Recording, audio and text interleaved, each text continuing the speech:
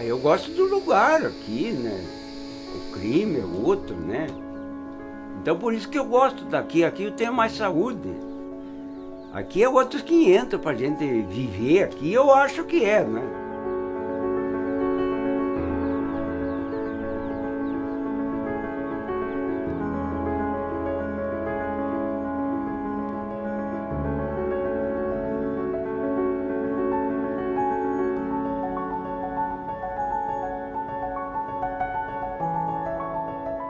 O Hortelã é um exemplo maravilhoso daquilo que a gente procura explicar para os alunos da gente em termos de quais são as forças que constroem o que a gente conhece de relevo, de distribuição de continentes, tudo isso, né? São duas forças, né? Uma é a força interna, a força que a gente chama de tectônica, que é a força que gera cadeias de montanhas, que gera vulcões e tudo isso.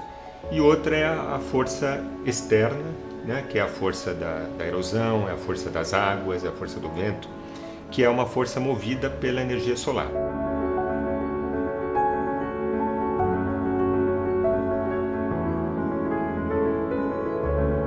Mas ô, vida boa, nossa. Não era sofrido assim, a gente tinha saúde, não faltava comida, se faltasse já vinha um buscar farinha de mandioca, farinha de milho, porque daí mamãe torrava muita farinha de milho, então nós levava aquele saco de farinha de milho assim para comer virado, comer sopa. E vivia a vida muito quando eu era pequena, vivia a vida muito.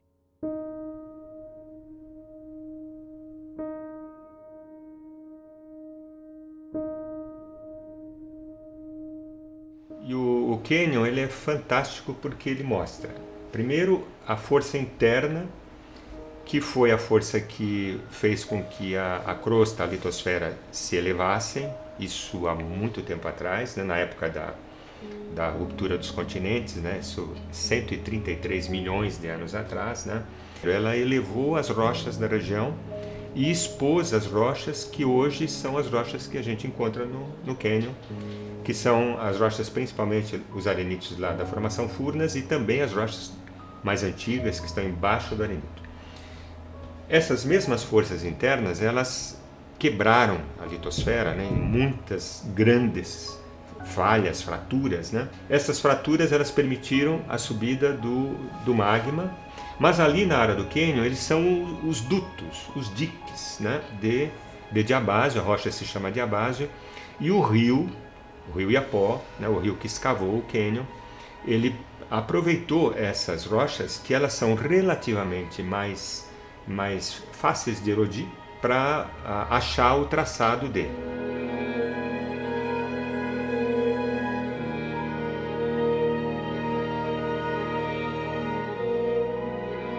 Aqui é um lugar muito bom de saúde, tanto aqui como lá na beira do Iapó. Lá na beira do Iapó é um lugar de saúde. Você toma aquelas águas boas, assim. O povo antigo não tinha de tudo em casa, crioulo. Tudo crioulo, né? Plantavam até arroz, colhiam muito feijão, milho, criavam bastante porco, né? Criavam gado, carneiro bastante. E um não estrovava o outro.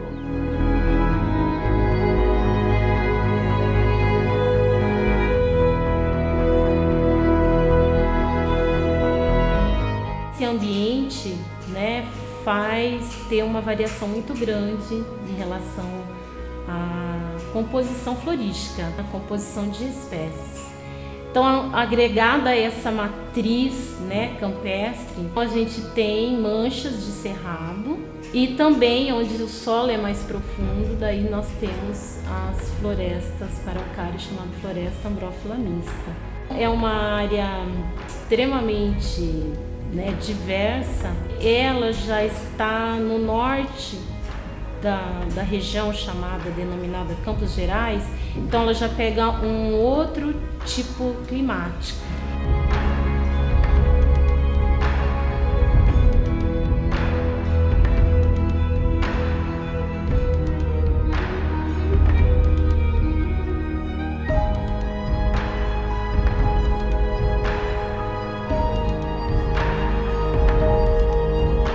O Hortelã é um bairro do município de Tibagi. Era denominada, né, antes Guartelá de Cima e Guartelá de Baixo. Então os guartelianos moravam aqui, né, viviam de maneira simples, modesta, alguns faziam roça na beira do rio Iapó, plantavam para subsistência, né? Então a mãe tinha horta, os frangos era frango caipira, né? A mãe criava frango, criava com milho, o pai matava porco, até vaca, novilha.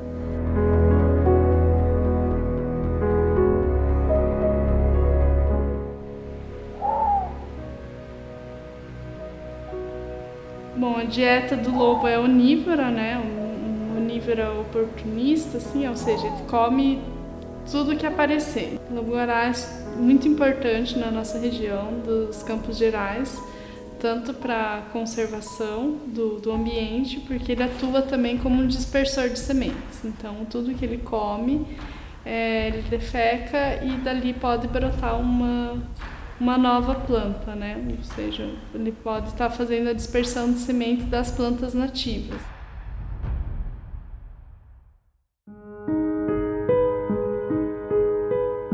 Eu nasci no Guartelá, sim, né? Que naquele tempo ainda era através de partira. Ser guarteliano, eu acho que eu tenho orgulho de ser guarteliano, né? Era um povo bem isolado, né? Do resto A cidade mais próxima é Tibagi. Tibagi era muito pequeno na época.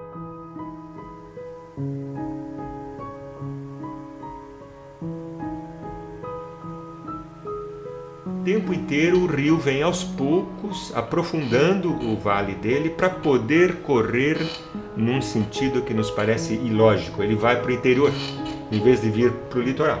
Como é possível, né, um rio atravessar uma barreira de centenas de metros, escavar um vale profundo para ir para o interior do estado? Mas é porque isso ele foi fazendo muito aos poucos, né? Quando o rio definiu o curso dele para o interior, não existia aquela barreira ainda. À medida que a barreira começou a aparecer, ele foi sendo obrigado a escavá-la pouco a pouco para continuar com o rumo dele para o interior.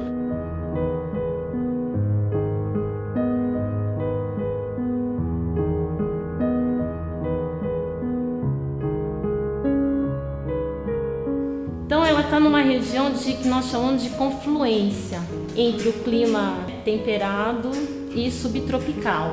Além disso, a vegetação campestre ela é considerada um relicto, algo que sobrou lá de eras remotas, lá do Pleistoceno. Então forma a vegetação mais antiga do estado do Paraná.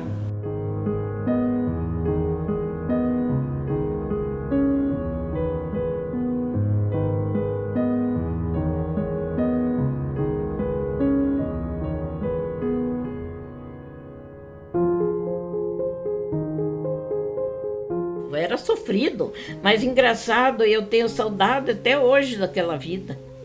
Eu gostava daquela vida.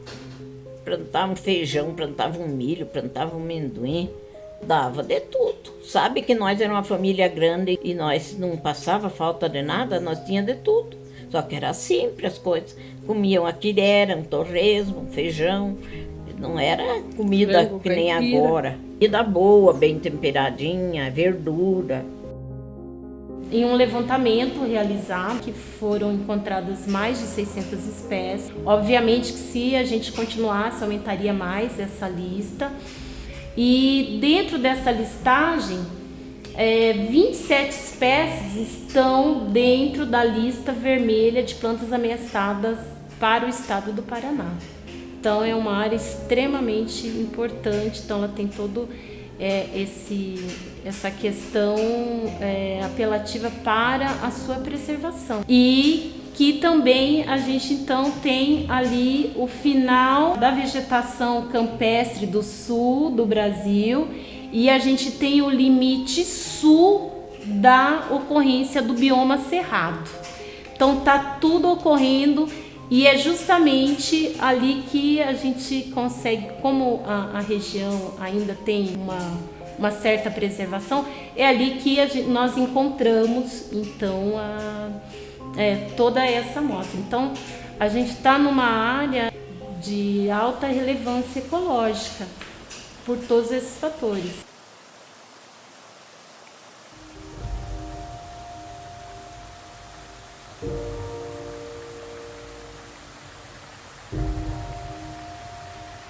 Só pegar na mão Nem e se beijar? olhar assim de longe, só se pegar para dançar. Não beijava na boca? Não, nem no rosto. Ninguém se amontoava assim como hoje, que um quer entrar dentro do outro. Mas quando a gente se ocupa de entender um pouco as coisas, procurar saber como é que chegou aquilo que a gente está vendo, né? A gente não precisa ser o sexto maior do mundo, sabe? Ele é único. Pô, isso já é... Ele é único. Então ele é o primeiro do mundo das coisas que ele tem, né? Não precisa competir com ninguém, né? Para entrar numa escala hierárquica, num ranking com ninguém, né?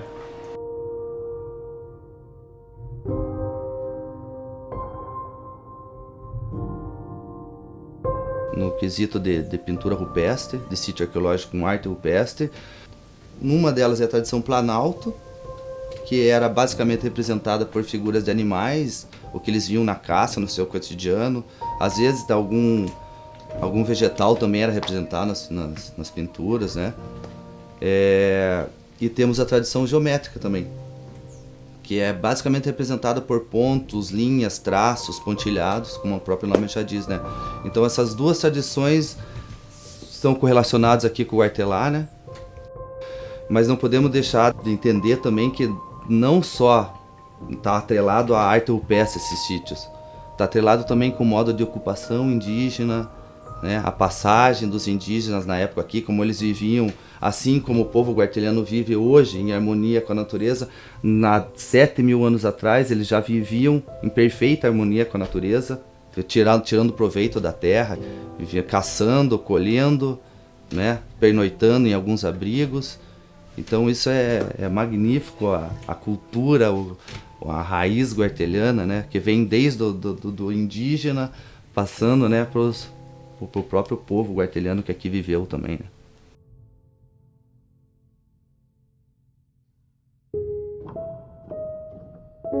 E chegava o mês de agosto, todo mundo queimava campo.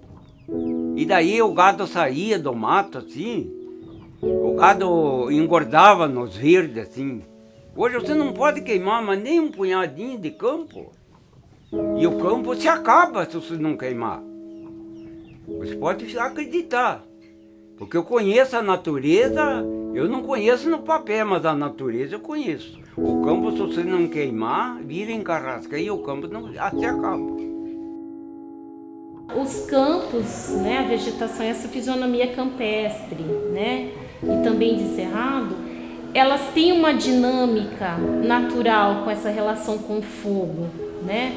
Não com esse fogo que se põe todo ano, né, que aí fica até criminal, mas com fogo esporádico. Então tem algumas plantas, inclusive, que elas só vão florescer pós-fogo. Então destrói toda a parte aérea, mas como as gemas estão ali protegidas no solo, elas logo brotam e aí ficam, né, já entram na fase reprodutiva e daí fica esses campos lembrando jardins, né, de tão florido, né, que acaba ocasionando a ação do fogo. Se proibiu a roçada da forma que se fazia, se proibiu a queimada de campos, né? Então a queimada de campos ela tinha uma função até de equilíbrio do ecossistema. Pode parecer um tanto contraditório, mas ela, com a queimada do campo ele se revigora, vem com mais força ainda o verde e impede que algumas espécies inclusive sejam extintas. Hoje eu caminho pelo pouco que resta de campo nativo aqui, muitas espécies eu já não vejo mais, porque simplesmente elas se extinguiram porque elas não é possível mais fazer aquela queimada de manejo que era feito.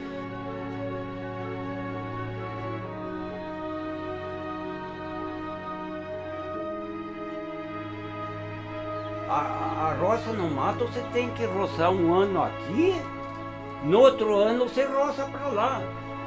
E daí, com 3, 4 anos, aquela capoeira está formada de novo. Recupera tudo. Olha, se você a lavoura no mato, o milho verde cheira de longe. Comia um feijão puro, né? Porque não usavam veneno. Eles queimavam a roça e carpinho na enxada, sem veneno. Porque no mato não carece adubo. Você roçou, queimou, pode plantar sim, sem adubo.